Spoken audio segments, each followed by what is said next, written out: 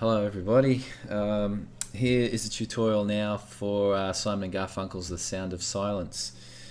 I've been besieged with requests for tutorials for this one since I covered it.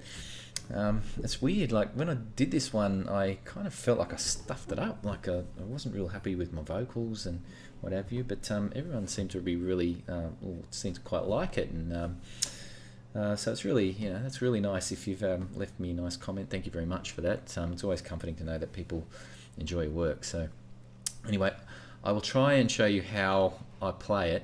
It's going to be pretty hard because these finger plucking kind of songs where you do everything a little bit differently every single time tend to be a bit difficult to show you exactly how to do. But I will try to give you the basics of it. I won't be able to show you every single string I pluck. Because like I said, it's a little bit different every time. Now, I put the capo personally on the 4th fret, just because that's where it suits my voice the best. But I believe Simon Garfunkel, they put it up on the 6th, or is it even, maybe even the 7th on the album version. So it's sort of right up there. But having said that, I've also seen Paul Simon playing it live himself, with it down on the 2nd, so I guess it just whatever suits him at the time as well. But for the tutorial I'm just going to put it on the 4th because like I said, that's where I covered it and it just suits me best there. Now this song is just made up of 5 verses with the chord, well the pattern basically just repeated for each of the 5 verses. So all you really need to learn is that little opening picking intro, and then the obviously the chords for the verse. Let's just get this little intro bit out of the way first. Now what I do is I play an A sus2, which is open open 2 2 open open. Now even though I'm playing an A sus2, I'm not actually ever going to hit the 4th string, but I'm still fretting it anyway because it's just out of habit more than anything. And if for some reason I do accidentally hit the 4th string, at least it will sound more or less right. Okay, but feel free not to fret it if you prefer not to.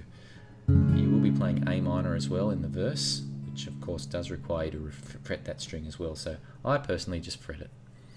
Now what I'll do is I pluck the 5th and the 3rd string, just so I get that nice bass sound ringing out over the top of the playing the top strings. I don't believe Paul Simon does that, but I just like it, so I do it myself. So 3rd, 1st, 2nd, 1st. 3rd, 1st, 2nd, 1st is the pick pattern. 3rd I pluck with my thumb, 1st with my 3rd, 2nd with my 2nd, and then the 1st with my 3rd again. And just keep repeating that.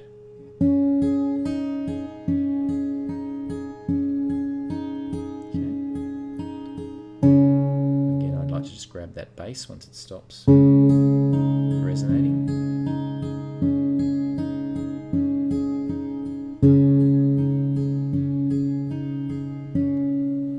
Right.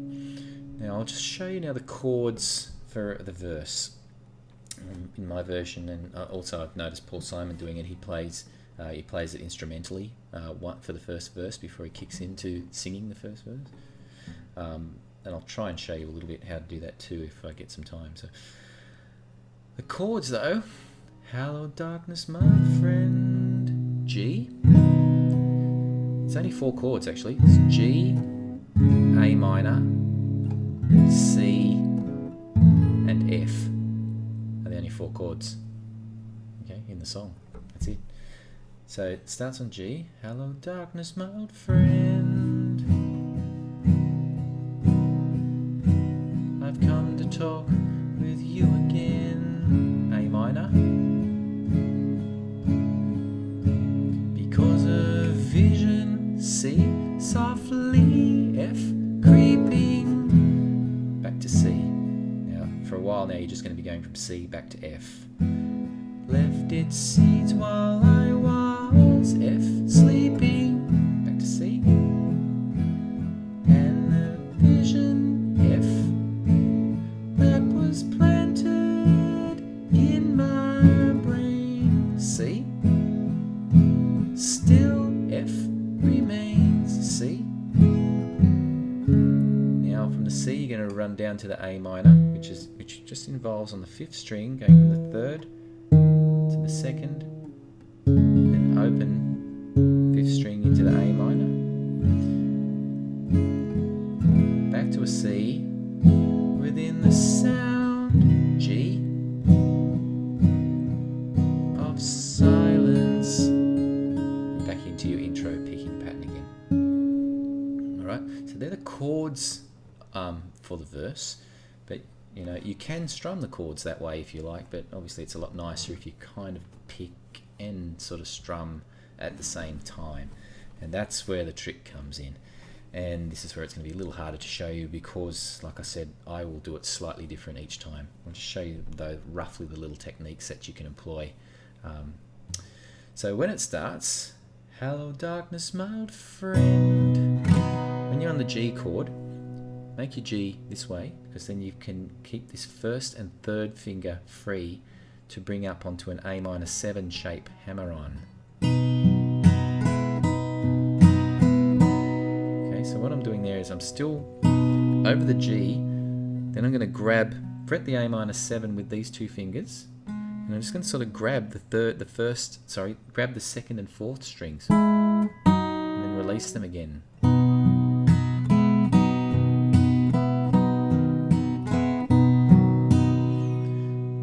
So what am I strumming as well in there? I'm not quite sure, but the general rule of thumb is to grab the root note of each chord, which for a G is the 6th string. Then I'll tend to grab the 2nd note in the bass. So I'll play the 6th, 5th.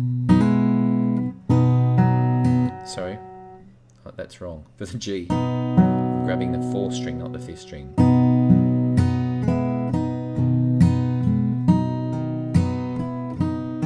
He doesn't do that every single time. You can just play a G, so maybe just throw it in once, or not in one verse and do it in the 2nd verse. Mix it around a little bit. Like I said, I'm just going to show you the various little hammer-ons you can do, and you can choose to put them in when you want to put them in. Come to talk with you again. Now you're going to an A minor. The bass note for the A minor is the open 5th string. And I'm also just sort of grabbing, what am I doing? Grabbing the 2nd and 3rd strings. What Paul Simon often does on the A minor is he just releases it entirely. And then hammers back on all 3 strings of the A minor.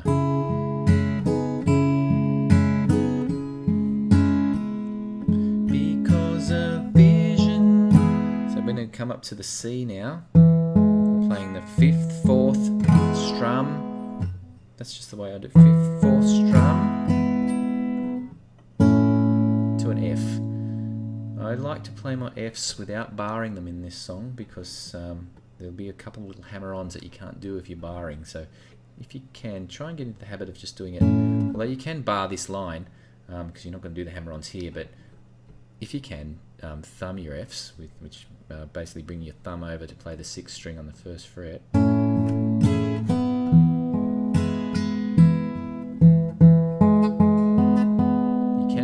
While you're on your C, you can play the 5th, 5th, 4th, 4th, 3rd, 3rd. On the F, I'm grabbing the 6th string and the 2nd and 3rd strings. And I'm kind of just grabbing once a middle string, strumming, back to the C.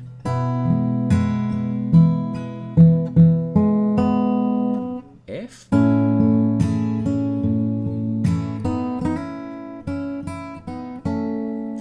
I don't do the bar chord here because otherwise you can't get that lovely little release hammer-on the F. What you're doing here is you're just releasing the 2nd and 3rd strings, playing them open and hammering onto the 2nd and 3rd strings.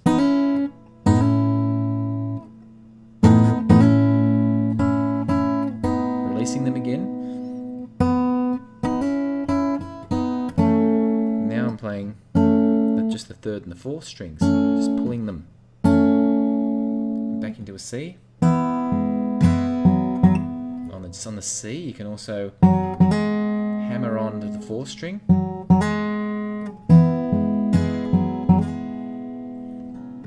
Back to the F. Releasing again. Back down the C now to the A minor. Back to the C. Back into your G now. You can use that A minor 7 hammer on again. Of silence. And back into your intro. Pick. Okay, I just jammed all that into that verse then. But they're just the little techniques that I use when I did my cover. And like I said, you might not jam it into every single verse, but you get 5 verses to play with, so you can do it a little bit differently each time. And as you build through the verses, you're increasing the volume and perhaps putting in a few more strums. In restless dreams I walk alone, narrow streets of cobblestone. The halo of a street lamp, turn my collar to the cold and damp. When my eyes were stabbed by the flash of a neon light, split the night and touched the sound of silence. See the little things I'm just incorporating into the verse there. I hope that doesn't upset any of you that I'm not showing you every single pluck and every single strum I'm doing there, because it's nearly impossible to do that. I just wanted to see if I could show you just the general techniques that I'm using, and hopefully that'll allow you to build up your own version from there. So anyway, I trust that's enough for you for The Sound of Silence. Beautiful song. Anyway. Thanks for that. See you.